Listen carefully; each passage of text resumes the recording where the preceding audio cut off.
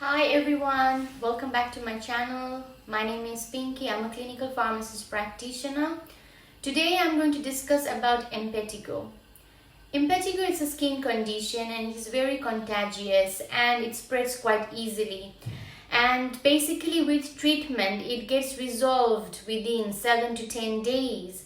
And it starts with basically red sores and blisters. These red sores and blisters, they burst.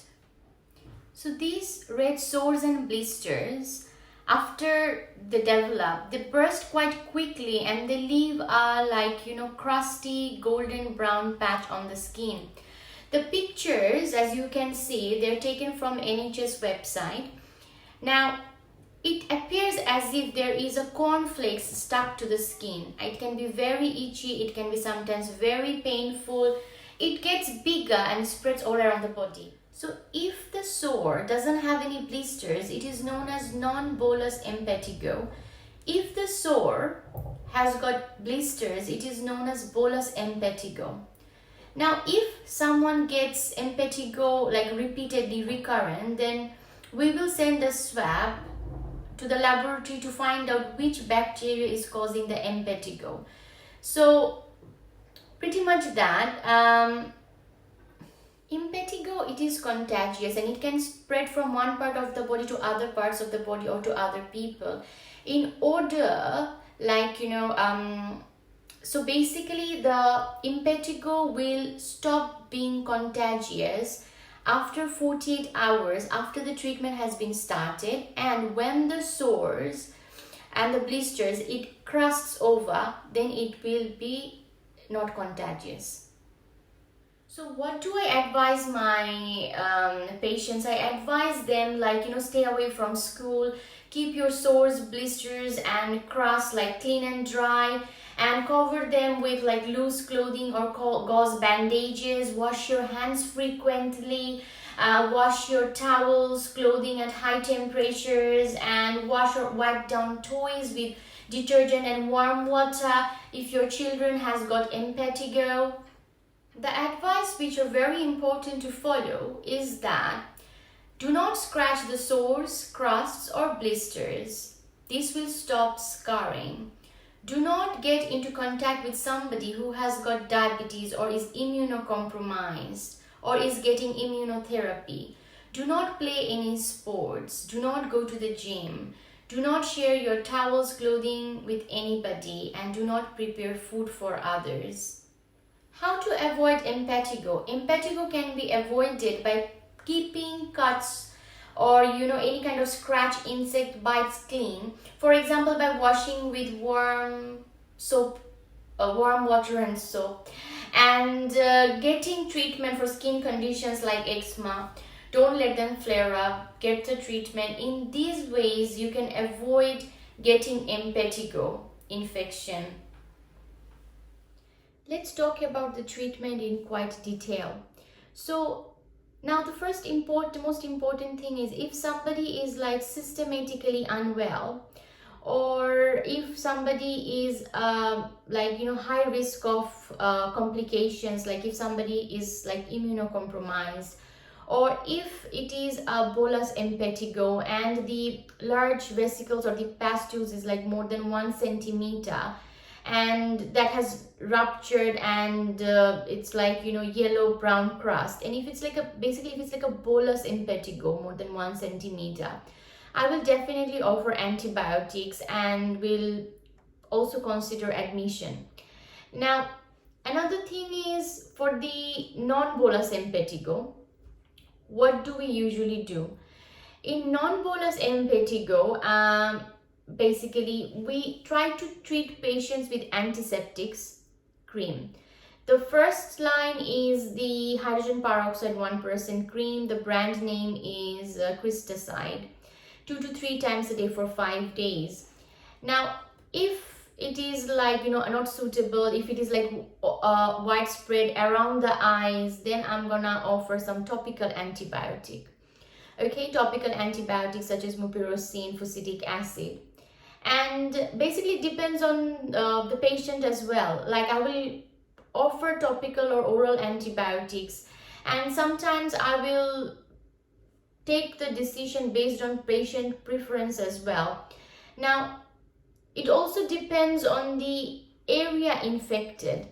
All right, oral therapy will obviously be more effective if larger areas are affected, and resistance can develop. You also have to keep in mind that resistance can develop if you offer both oral antibiotic and topical antibiotics together.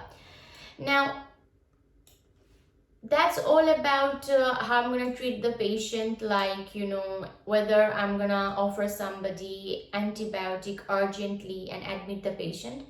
So I'm just going to summarize quickly. So if somebody is systematically unwell, immunocompromised, bolus impetigo more than 1 centimeter in diameter, then I'm going to offer antibiotics and consider admission to the hospital.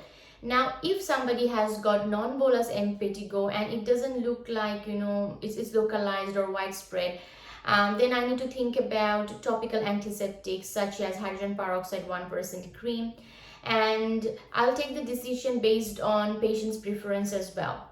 And these are pretty much about the treatment. Now, treatment is mostly for 5 days. And 7-day course can be given if the disease is like very severe and there is like extensive. And topical antibiotics example, as I have already mentioned, that is fusidic acid 3 times a day for 5 days. Then you got mupirocin 2% cream, which is 3 times a day for 5 days. And there will be a slightly greater risk of rash with mupirocin compared to fusidic acid. Basically, fusidic acid is tolerated quite well by most patients than mupirocin. And what are the name of the antibiotics? Oral antibiotics. The oral antibiotics are like flucloxacillin. The dose varies, depends on the age. Then you have the clarithromycin. Clarithromycin cannot be used in pregnancy. Like if flucloxacillin doesn't use, go for clarithromycin. If the patient is pregnant, don't go for clarithromycin, go for erythromycin. So pretty much that about the treatment. Now let's talk about the referral.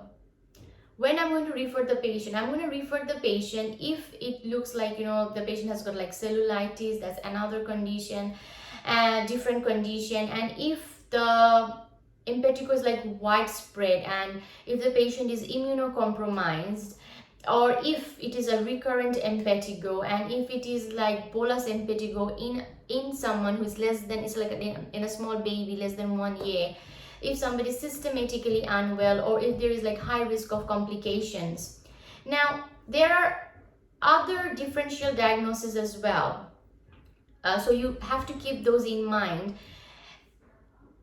Impetigo symptoms and the looks, and it quite is similar to sometimes with herpes simplex, cellulitis, and so you have to keep like herpes simplex and cellulitis in mind as well.